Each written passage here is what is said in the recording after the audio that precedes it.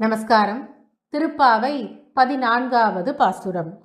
உங்கள் புழைக்கடை தோட்டத்து வாவியுள் செங்கழுநீர் வாய் நெகிழ்ந்து ஆம்பல் வாய் கூம்பினகான் செங்கற் பொடிக்கூரை வெண்பல் தவர்த்தவர் தங்கள் திருக்கோயில் சங்கிடுவான் போகின்றார்.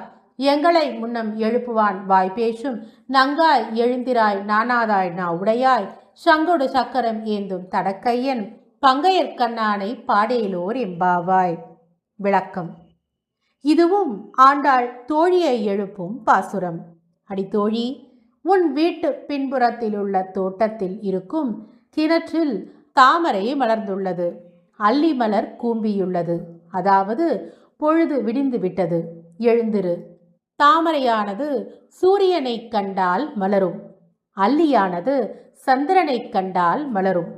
காவியுடை அணிந்த வெண்மையான பற்களையுடைய சந்நியாசிகள் கோவில் திறப்பதற்காக செல்கின்றனர். எங்களை வந்து துயிலெழுப்புவதாக நேற்று சொன்னாயே, அதை மறந்து இப்படி உறங்குகிறாயே, உனக்கு வெட்கமில்லையா?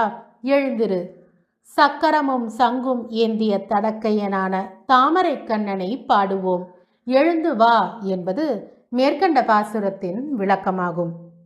இந்த பாசுரத்தை சேவிப்பவர்களுக்கு செல்வம், வாகன வசதி உண்டாகும். கண் பல் சம்பந்தப்பட்ட நோய்கள் தீரும்.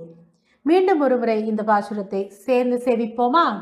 உங்கள் புழைக்கடை தோட்டத்து வாவியுள் செங்கழுநீர் வாய் நெகிழ்ந்து ஆம்பல் வாய் கூம்பினகான் செங்கற் பொடிக்கூரை வெண்பல் தவர்த்தவர் தங்கள் திருக்கோயில் சங்கிடுவான் போகின்றார்.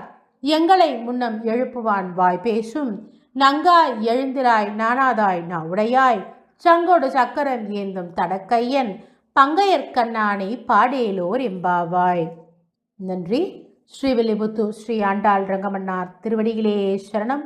கோதா காந்த ஸ்மரணம். ஜெய் ஜெய் ரங்கரங்கா.